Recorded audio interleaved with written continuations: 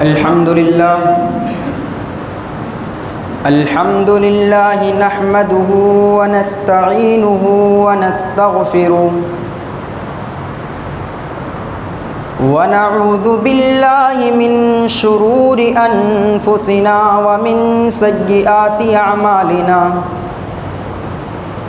من يهده الله فلا مضل له ومن يضلله فلا هادي له وأشهد أن لا إله إلا الله وحده لا شريك له وأشهد أن محمدًا عبده ورسوله أعوذ بالله من الشيطان الرجيم بسم الله الرحمن الرحيم يا أيها الذين آمنوا اتقوا الله حق تقاته ولا تموتن إلا وأنتم مسلمون يا أيها الناس اتقوا ربكم الذي خلقكم من نفس واحدة وخلق منها زوجها وبث منهما رجالا كثيرا ونساء واتقوا الله الذي تساءلون به والأرحام إن الله كان عليكم رقيبا يا أيها الذين آمنوا اتقوا الله وقولوا قولا سديدا يصلح لكم أعمالكم ويغفر لكم ذنوبكم ومن يطع الله ورسوله فقد فاز فوزا عظيما أما بعد فإن خير الحديث كتاب الله وخير الهدي هدي محمد صلى الله عليه وسلم وشر الأمور محدثاتها وكل محدثة بدعة وكل بدعة ضلالة وكل ضلالة في النار أعوذ بالله من الشيطان الرجيم وما خلقت الجن والإنس إلا ليعبدون وقال النبي صلى الله عليه وسلم أن تؤمن بالله وملائكته وكتبه ورسله واليوم الآخر والقدر خيره وشره. معزز سامعین کرام، حاضرین جمعہ، محترم بزرگوں، نوجوان ساتھیوں، عزیز بچوں اور ملت کی ماں اور بہنوں، سب سے پہلے اس اللہ رب العالمین کی بڑائی و کبریائی حمد و ثنا بیان کرنا چاہتا ہوں، جس نے ہمیں اور آپ کو اس روحی زمین کے اوپر پیدا فرمایا، اور رب العالمین کی سب سے بڑی احسانات ہم پر یہ ہیں کہ اللہ رب العالمین ہمیں اور آپ کو ایک مسلمان گھرانے میں پیدا کیا، اور پیدا کرنے کے بعد ہمیں اور آپ کو یوں ہی بے بس، بے سہارا، لاچار نہیں چھوڑا، بلکہ رب العالمین نے ہمارے رشد و ہدایت کے لیے بہت سارے انبیاء کرام اس دنیا کے اندر بھیجے۔ درود و سلام کا نذرانہ ہو تمام انبیاء کرام پر، بالخصوص ہمارے آخری نبی جناب محمد الرسول اللہ صلی اللہ علیہ وسلم پر۔ معزز سامعین کرام، آج آپ کے سامنے جس موضوع کے تحت حاضر ہوا ہوں وہ موضوع ہے توحید اور ایمان۔ توحید اور ایمان کیا ہے اور توحید اور ایمان ہمیں کیا درس دیتا ہے؟ ہمیں ہمارے اندر اور آپ کے اندر اگر توحید پیدا ہو جائے تو کیا ہم کبھی گمراہ ہو سکتے ہیں؟ کیا ہمیں دنیا کی کوئی چیز پریشان کر سکتی ہے؟ اور آئیے سب سے پہلے جانتے ہیں کہ آج جس دنیا کے پیچھے ہم اور آپ پڑے ہیں، جس دنیا کے پیچھے ہم اور آپ لگے ہیں، یہ جو دولت کما رہے ہیں، یہ جو کمائی ہم کما رہے ہیں، اس کو ہم حلال کو حلال نہیں سمجھ رہے ہیں، حرام کو حرام نہیں سمجھ رہے ہیں۔ بس ہمارا یہ کہنا ہے کہ ہمارے پاس روپے آنا چاہیے۔ میرے بھائیوں، توحید کے مقابلے میں یہ دولت کوئی چیز نہیں ہے۔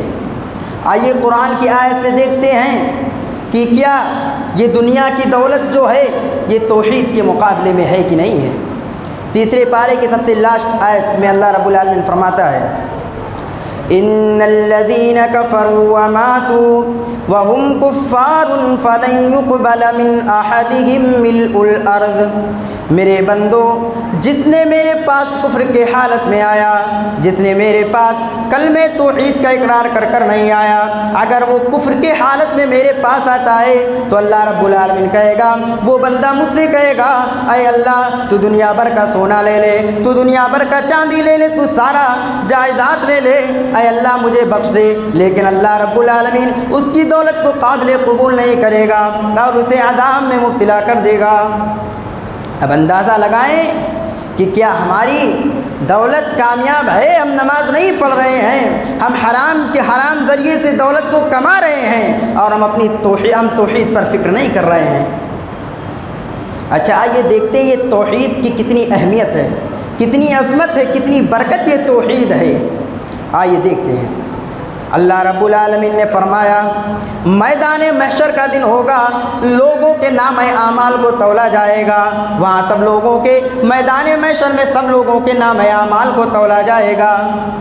وہاں ایک شخص ایسا آئے گا جو گناہ کا انبار لیے ہوگا، گناہ اس کے پاس بہت زیادہ ہوں گے۔ حدیث میں آیا ہے کہ اس کی گناہ کے اتنے زیادہ ہوں گے، اتنے زیادہ اس کے گناہ ہوں گے کہ 99 رجسٹر اس کے گناہ کے بھرے پٹے ہوں گے، 99 رجسٹر اس کے گناہ سے بھرے پٹے ہوں گے۔ اور اللہ رب العالمین نے فرمایا، ایک رجسٹر کی لمبائی چھوٹی سی نہیں ہوگی، بلکہ ایک رجسٹر کی لمبائی جہاں تک اس کی نظریں جائیں گی وہاں تک صرف اس کے نام اعمال ہی نظر آئیں گے۔ اللہ رب العالمین اس بندے سے کہے گا، اے میرے بندے، کیا میرے فرشتوں نے تیرے ساتھ ناانصافی تو نہیں کیا؟ آج تیرا گناہ ہی گناہ ہے، کیا میرے فرشتوں نے تیرے ساتھ ناانصافی تو نہیں کیا؟ آج جو تو گناہ کا اتنا انبار لے کر آیا ہے۔ وہ بندہ اقرار کرے گا، اے اللہ میں تو بہت بڑا گنہگار تھا، میں تو جھوٹ بولتا تھا، زنا کرتا تھا، شراب پیتا تھا، وہ ساری گناہ کو بیان کر دے گا اور اللہ رب العالمین سے کہے گا میں بہت بڑا گنہگار ہوں۔ اللہ رب العالمین سے کہے گا، میرے بندے تیرے پاس تو کچھ نیکیاں ہیں جو آج اس کے بنا پہ تجھے بخش دیا جائے گا، آج اس کے بنا پہ تجھے چھوڑ دیا جائے گا۔ وہ بندہ کہے گا، اے اللہ میرے گناہ کے رجسٹر تو بھرے پڑے ہوئے ہیں، میرے گناہ کے رجسٹر تو بہت زیادہ ہیں، آج مجھے کس کے بنا پہ بخشش کی جائے گی؟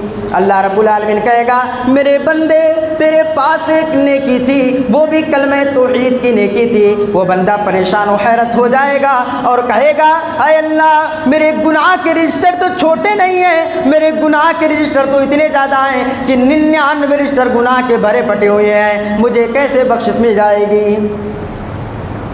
اللہ رب العالمین کہے گا، اے میرے فرشتوں لے آؤ میزان کو رکھا جائے، لے آؤ ترازو کو رکھا جائے۔ لہذا فرشتے ترازو کو لائیں گے اور ایک طرف اس کے 99 رجسٹر کو رکھیں گے اور ایک طرف کلمہ توحید کو رکھیں گے۔ اللہ کی قسم کلمہ توحید کا بھلا پاری پڑ جائے گا۔ وہ 99 رجسٹر جس کی لمبائی جہاں تک اس کی نظریں جاتی ہیں وہاں تک اس کے نام اعمال نظر آتے ہیں، لیکن وہ پڑھنا ہلکا پڑ جائے گا اور کلمہ توحید کا پڑھنا بھاری پڑ جائے گا۔ یہ توحید کی عظمت ہے، یہ توحید کی برکت ہے، یہ توحید کی پاور ہے۔ اور میرے بھائیوں، اگر ہمارے دلوں میں توحید پیدا ہو جائے، اگر ہمارے دلوں میں ایمان ہو جائے تو دنیا کی طاقت ہمیں مٹا نہیں سکتی ہے، ہمیں برباد نہیں کر سکتی ہے۔ علامہ اقبال نے کیا خوب کہا تھا، توحید کی امانت سینوں میں ہے ہمارے، توحید کی امانت سینوں میں ہے ہمارے، آسان نہیں مٹانا نام و نشاں ہمارا۔ اگر توحید جیسی دولت ہمارے دلوں میں موجود ہے، اگر ہمارے دلوں میں توحید جیسی دولت ہے تو ہمیں کوئی برباد نہیں کر سکتا ہے، ہمیں کوئی نقصان نہیں پہنچا سکتا ہے۔ میرے بھائیوں، توحید کیا ہے، ایمان کیا ہے، اگر ہمارے دلوں میں ملوث ہو جائے تو ہمیں کوئی مٹا نہیں سکتا ہے۔ ارے توحید دیکھنا ہے تو اس عورت کو دیکھ لو جو فرعون کے گھر میں نوکرانی تھی۔ اللہ کے نبی صلی اللہ علیہ وسلم ایک بار حضرت جبریل کے ساتھ معراج پر گئے تھے، معراج میں گئے تھے، وہاں ایک خوشبو آئی۔ اللہ کے نبی صلی اللہ علیہ وسلم نے پوچھا، اے جبریل یہ کس چیز کی خوشبو آ رہی ہے، یہ کہاں سے خوشبو آ رہی ہے؟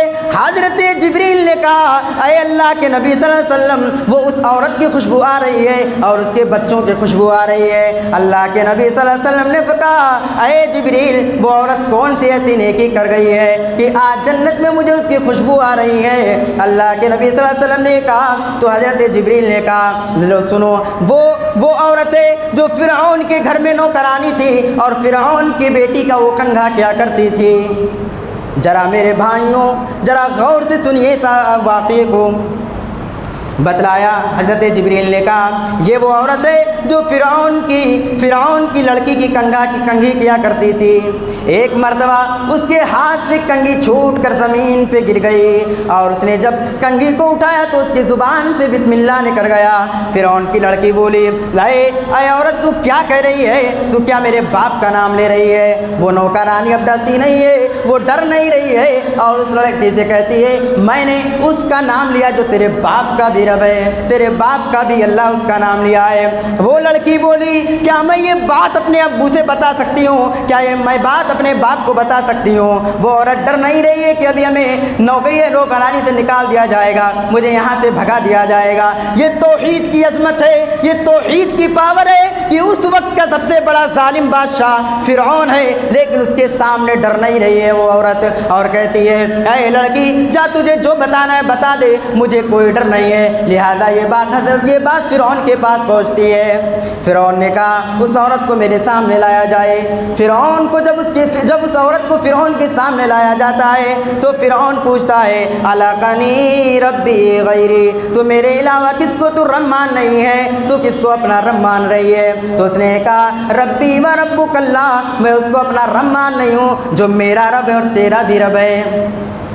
فرعون اس کو اب ڈرا رہا ہے، کہہ رہا ہے عورت تو اگر مجھے رب نہیں مان رہی ہے تو مت مان، ابھی تجھے آگ میں جلا دیا جائے گا۔ وہ عورت کہتی ہے مجھے بے فکری سے جلا دو، مجھے کوئی افسوس نہیں ہے، لیکن میرے دلوں سے توحید نہیں نکل سکتی ہے، میرے دلوں سے توحید کی دولت نہیں نکل سکتی ہے، لہذا آگ کو لایا جاتا ہے، آگ وہاں جلایا جاتا ہے۔ اس عورت کو آگ میں ڈالنے سے پہلے اس کے بچوں کو بھی آگ میں جلا دیا جا رہا ہے، لیکن ابھی توحید کی دولت نہیں نکل رہی ہے، ابھی توحید اس کے دلوں سے نہیں نکل رہا ہے۔ جب باری اس عورت کی آتی ہے تو اس کے ہاتھ میں ایک دودھ پیتا ہوا بچہ ہے، اس بچے کی پیار سے وہ آگ میں کودنے سے تھوڑی رک جاتی ہے، لیکن اللہ رب العالمین اس کے لڑکے کو اس دودھ پیتے ہوئے بچے کے اندر اتنی قوت دیتا ہے، اتنی طاقت دیتا ہے کہ وہ دودھ پیتا ہوا بچہ کہتا ہے، اے میری ماں تو آج یہ سودا کر لے کیونکہ یہ آگ بہت ہلکی ہے اور جہنم کی آگ بہت سخت ہے۔ اے میری ماں تو یہ سودا کر جا، اللہ اسے بدلہ تجھے ضرور دے گا۔ لہٰذا وہ آگ میں کود جاتی ہیں اور وہ شہید ہو جاتی ہیں، لیکن ایمان سے کوئی کمپرومائز نہیں کیا، ایمان نہیں چھوڑا۔ یہ توحید ہے، یہ ایمان ہے کہ اگر ایک انسان کے دل میں بس جائے تو کوئی کچھ نہیں کر سکتا ہے۔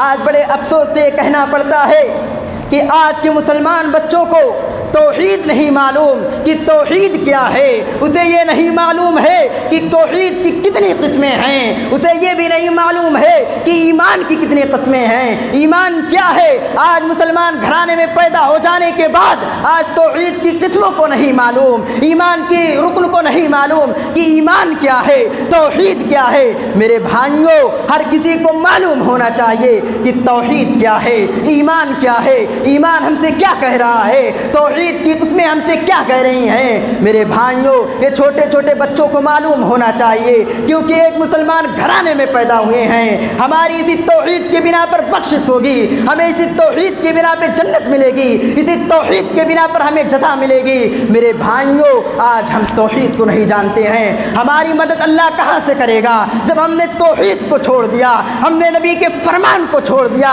تو ہماری مدد کہاں سے آئے گی؟ ورنہ اللہ رب العالمین نے کہا وَلَا تَهِنُوا وَلَا تَحْزَنُوا وَأَنْتُمُ الْأَعْلَوْنَ إِن كُنتُم مُّؤْمِنِينَ، کہ تم فکر نہ کرو، تم غم نہ کرو، ہم تمہیں حکومت دیں گے، ہم تمہیں اس سرفراز کریں گے، ہم تمہیں اس سربلندی دیں گے۔ لیکن آگے کیا کہا؟ ان کنتم مومنین، کہ تم مومن بن جاؤ۔ جب ہمیں ایمان کی باتیں نہیں معلوم، ہمیں توحید کی قسمیں نہیں معلوم، تو ہم کہاں سے مومن بنیں گے؟ آئیے دیکھتے ہیں کہ توحید کی کتنی قسمیں ہیں اور ایمان کے کتنے ارکان ہیں۔ توحید کی 3 قسمیں ہیں، توحید ربوبیت اور توحید الوہیت اور توحید اسماء و صفات۔ اچھا، اس کے معنی کیا ہوتے ہیں یہ بھی جانتے چلیں تو سمجھنے میں آسانی ہوگی۔ توحید ربوبیت کہتے ہیں یعنی سارے جہان کا رب، اس سارے جہان کو بنانے والا، یعنی دنیا کا جو سارا نظام چل رہا ہے، یہ سارا کا سارا نظام چلانے والا اللہ ہے۔ یعنی ایک لفظ میں یہ سمجھ لیا جائے کہ سارے جہان کا رب صرف اور صرف اللہ ہے، اور کوئی رب نہیں ہے، اور کوئی پیر و بابا نہیں ہے جس کو تم اپنا رب مان لو۔ اور توحید الوہیت کہتے ہیں کہ اگر ہم دعا مانگیں، نماز پڑھیں، حج کریں، زکوٰۃ دیں، ان ساری عبادتوں کو اللہ تعالیٰ کے لیے خاص کر لینا، یہ توحید الوہیت ہے۔ اور توحید اسماء و صفات یعنی اللہ نے قرآن و حدیث کے اندر جتنے اپنے نام کو بتلایا ہے، یعنی کہیں رحیم کا لفظ استعمال کیا، کہیں سمیع کا لفظ استعمال کیا، کہیں قدیر کا لفظ استعمال کیا، ہمیں اس پر توکل رکھنا ہے، ہمیں اس پر بھروسہ رکھنا ہے کہ اللہ نے رحیم کا لفظ استعمال کیا تو اللہ رحم کرنے والا ہے، اللہ نے اگر سمیع کا لفظ استعمال کیا تو اللہ سننے والا ہے۔ اچھا، ایک سوال پیدا ہوتا ہے کہ اگر یہ توحید کی 3 قسمیں ہیں، اگر ہم اس میں ایک رکن پر، ایک قسم پر ہم ایمان رکھ لیں تو کیا ہمارا ایمان قابل درست ہے کہ نہیں ہے؟ کیا ہمارا ایمان مکمل ہو گیا؟ آئیے قرآن کی آیت سے دیکھتے ہیں۔ اللہ رب العالمین نے فرمایا وَلَئِن سَأَلْتَهُم مَّنْ خَلَقَ السَّمَاوَاتِ وَالْأَرْضَ لَيَقُولُنَّ اللَّهُ۔ مکہ کے مشرکین بھی توحید ربوبیت کا اقرار کرتے تھے۔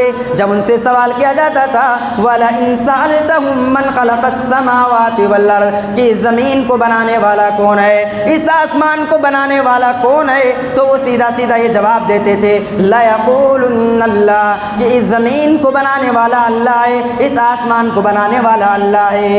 اور یہی توحید ربوبیت ہے۔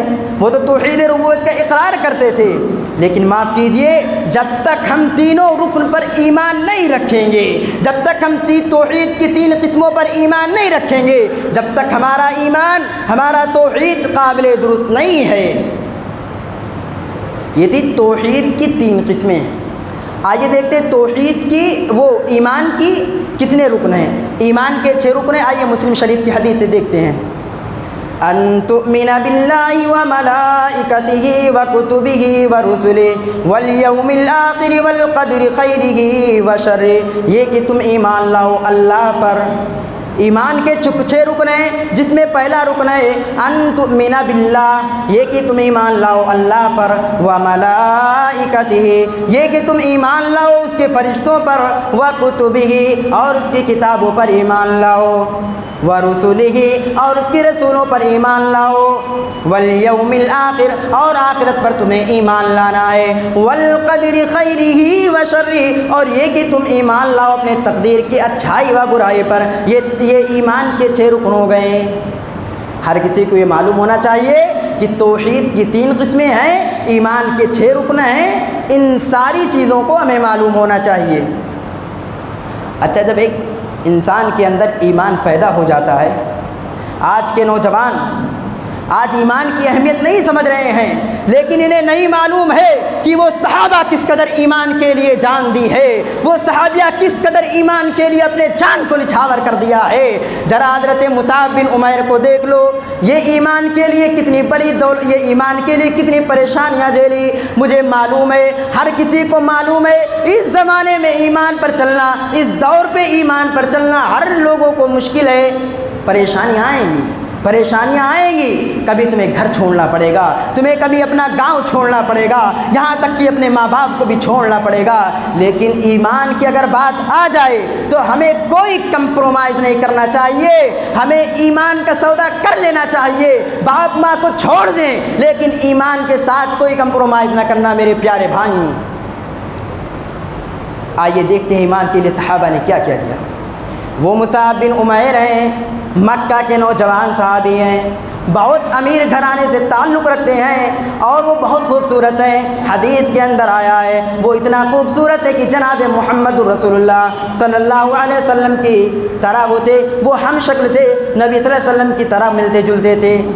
اتنے خوبصورت ہیں، اتنے مالدار ہیں کہ اگر وہ جو ایک مرتبہ کپڑا پہن لیتے تھے تو دوبارہ ان کی باری کپڑے پہننے کی والی نہیں آتی تھی۔ ایسا خوشبو لگا لیتے تھے، ایسا خوشبو لگاتے تھے کہ مکہ میں اس طرح خوشبو لگانے والا کوئی نہیں، اور مکہ سے باہر سے ان کی سامان آتے تھے، ان کے پہننے کی چیزیں آیا کرتے تھے۔ وہی مصعب بن عمیر ہیں، ابھی ایمان کی دولت سے انہیں سرفراز نہیں کیا گیا ہے، ابھی ایمان ان کے دلوں میں ملوث نہیں ہے۔ جب نبی اکرم صلی اللہ علیہ وسلم کا توحید ان کے پاس جاتا ہے تو وہ توحید کا اقرار کر لیتے ہیں، اور وہ جب توحید پہ آ جاتے ہیں، جب وہ توحید کی حالت میں جناب محمد رسول اللہ صلی اللہ علیہ وسلم سے ملتے ہیں تو ان کے پاس جو کپڑا ہوتا ہے اس میں پیوند لگے ہوتے ہیں، وہ چمڑے کے کپڑے ہیں۔ وہی مصعب بن عمیر ہیں جو مکہ سے ان کے باہر سے ان کی سامان آیا کرتی ہیں، لیکن جب توحید کو اقرار کر لیا، ایمان کو اقرار کر لیا تو اب ان کی حالت یہ ہو گئی ہے کہ پیوند کے کپڑے پہن رہے ہیں، پیوند کے کپڑے پہنے ہوئے ہیں۔ اللہ کے نبی صلی اللہ علیہ وسلم کہتے ہیں یہ وہی مصعب بن عمیر ہیں جو مکہ سے باہر سے ان کے کپڑے آیا کرتے تھے۔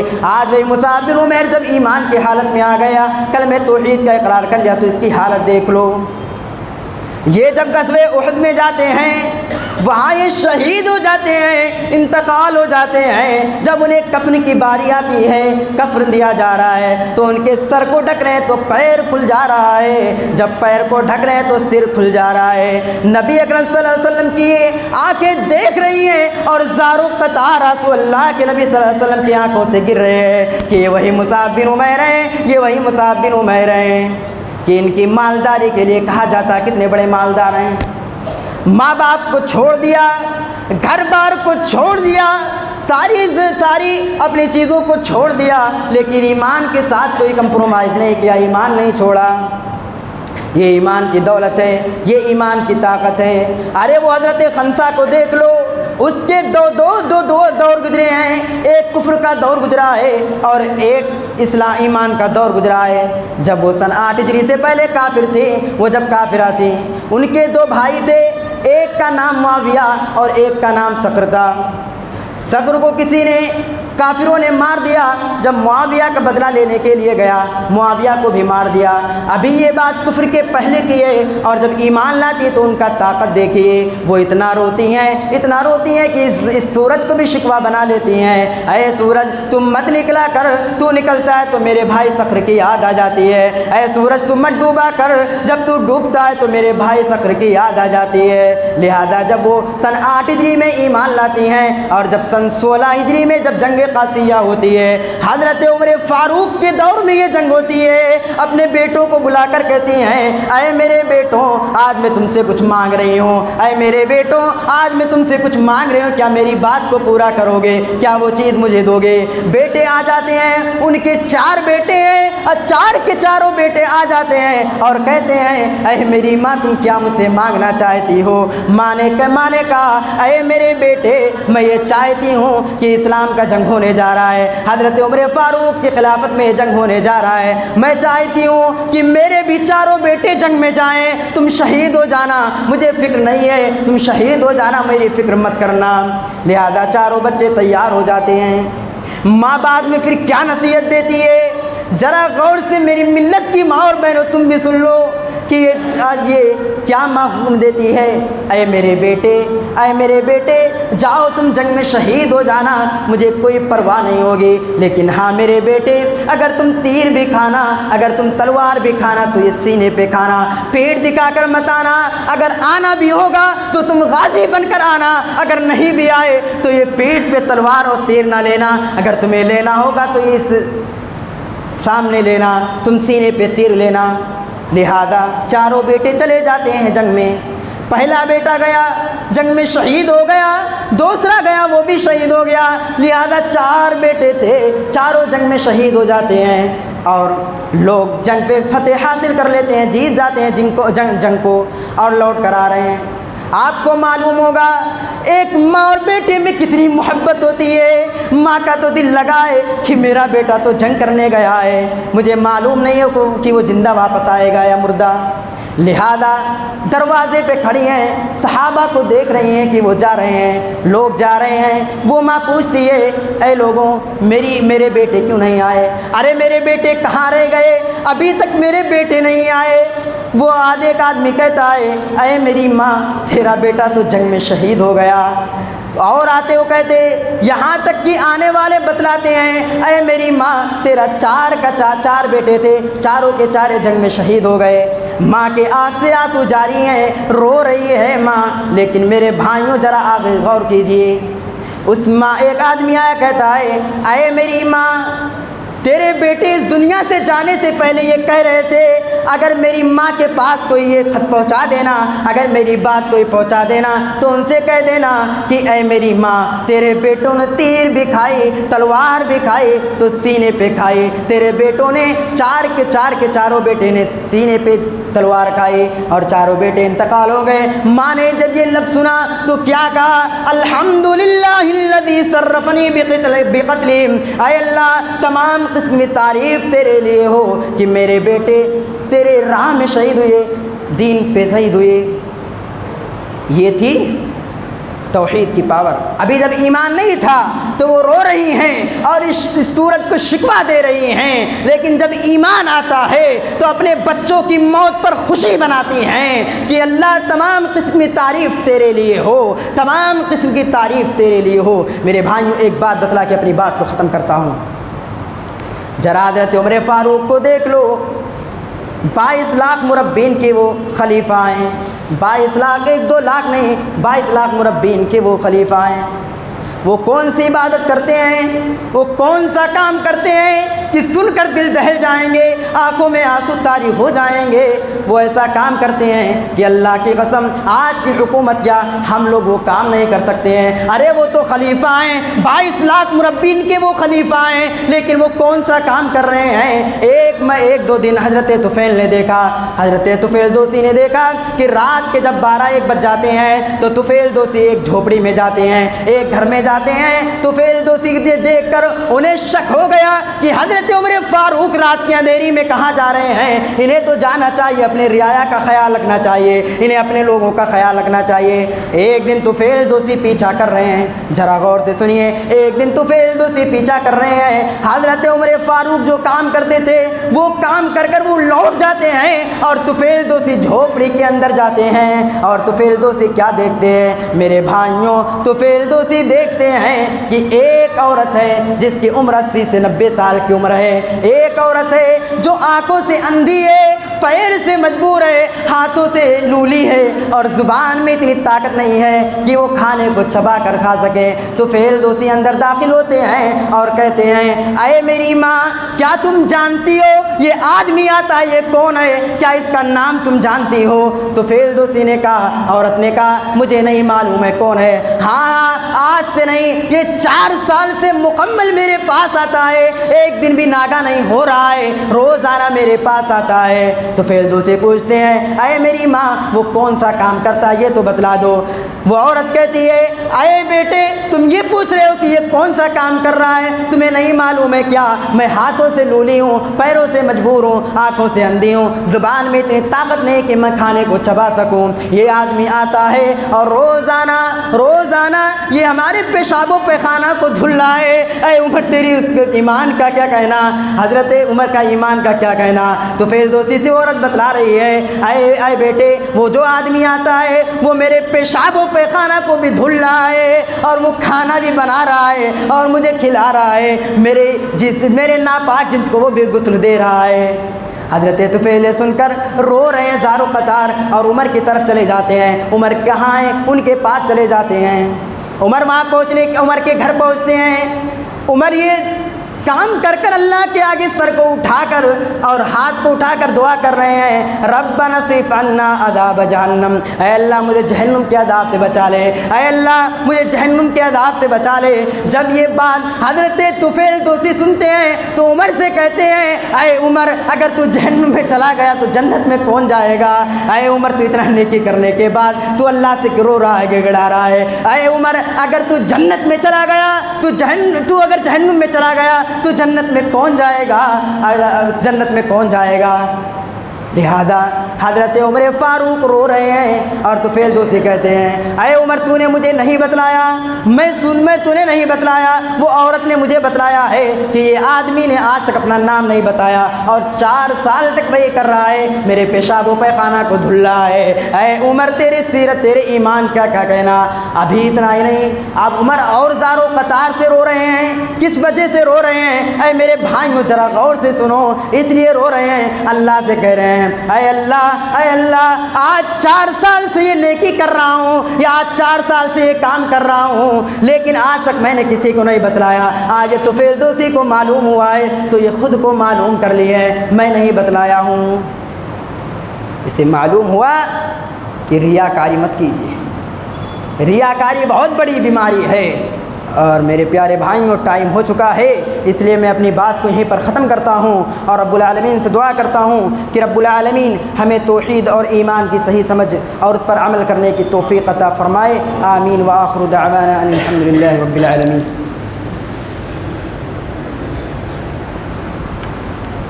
الحمد لله نحمده ونستعينه ونستغفره ونعوذ بالله من شرور أنفسنا ومن سيئات أعمالنا، من يهده الله فلا مضل له ومن يضلل فلا هادي له، وأشهد أن لا إله إلا الله وحده لا شريك له، وأشهد أن محمدا عبده ورسوله۔ إن الله وملائكته يصلون على النبي يا أيها الذين آمنوا صلوا عليه وسلموا تسليما، اللهم صل على محمد وعلى آل محمد كما صليت على إبراهيم وعلى آل إبراهيم إنك حميد مجيد، اللهم بارك على محمد وعلى آل محمد كما باركت على إبراهيم وعلى آل إبراهيم إنك حميد مجيد۔ إن الله يأمر بالعدل والإحسان وإيتاء ذي القربى وينهى عن الفحشاء والمنكر ولذكر الله أكبر والله يعلم ما تصنعون۔